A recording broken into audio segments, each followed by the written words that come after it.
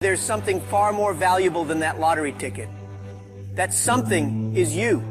You are the most valuable asset in your life. Not your house, your car, or your bank account, you. And yet, how often do we treat ourselves as such? We invest in stocks, businesses, and real estate, but we forget to invest in the one thing that truly determines our success, ourselves. Let's dive deeper into this concept of time.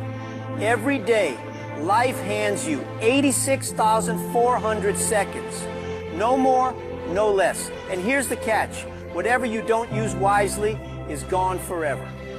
Now let's get real for a second. How many of those seconds do we spend on things that don't matter?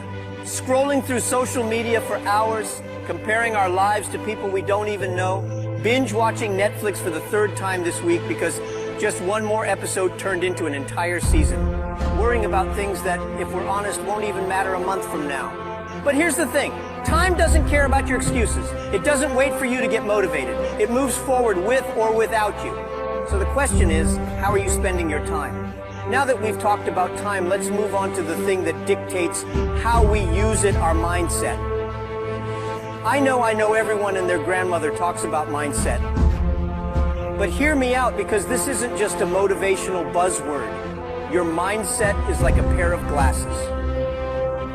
If your glasses are smudged with negativity, fear, and self-doubt, everything you see will look distorted.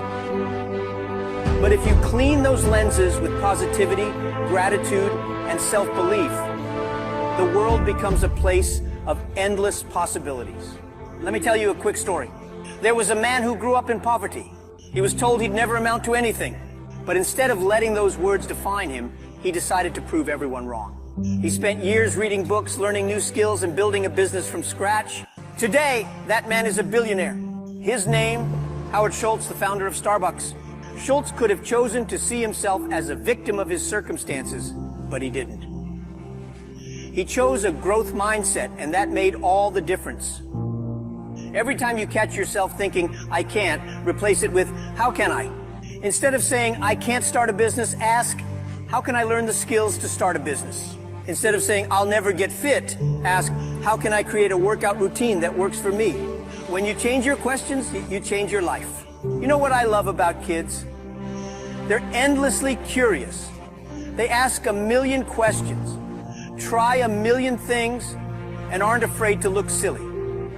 Somewhere along the way, most of us lose that curiosity.